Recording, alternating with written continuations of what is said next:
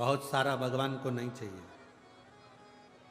शिव महापुराण में यह भी कहीं नहीं लिखा कि तुम भगवान को 108 या 1008 या 1008 बेलपत्र समर्पित करोगे तो शिव जी प्रसन्न हो जाएंगे।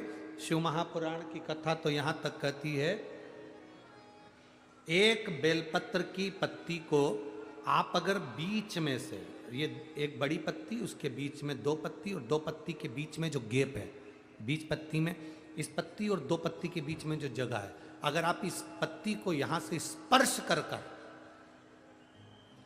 इस पत्ती को यहां से स्पर्श कर कर शंकर भगवान के शिवलिंग पर अगर आप श्री शिवाय नमस्तुभ्यम कहकर, पंचाक्षर मंत्र नमः शिवाय कहकर, षडाक्षर मंत्र ओम नमः शिवाय कहकर यदि शंकर के शिवलिंग पर समर्पित करते हो तो वो 108 बेलपत्र का काम कर जाती है। पकड़ने का स्थान देखिए,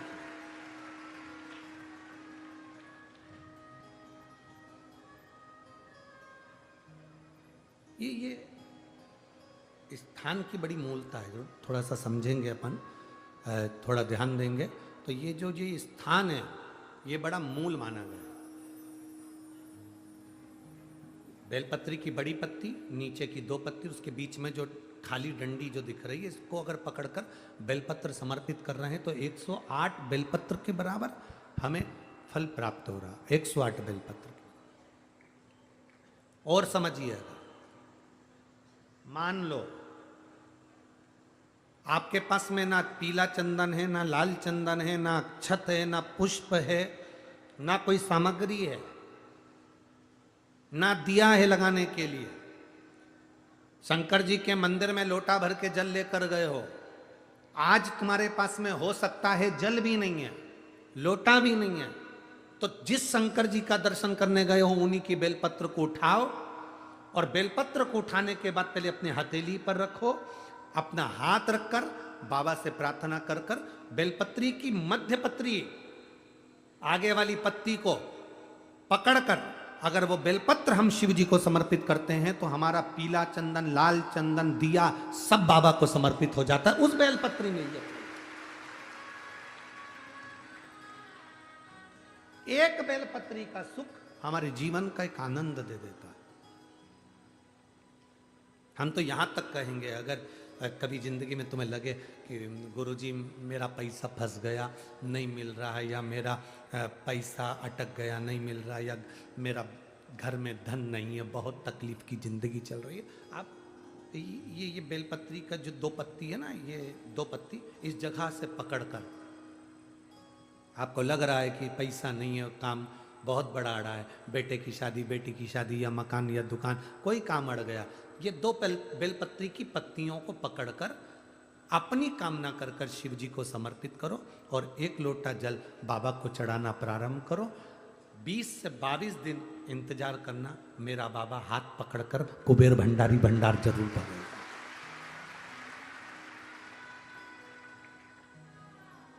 दो पत्ती को पकड़कर,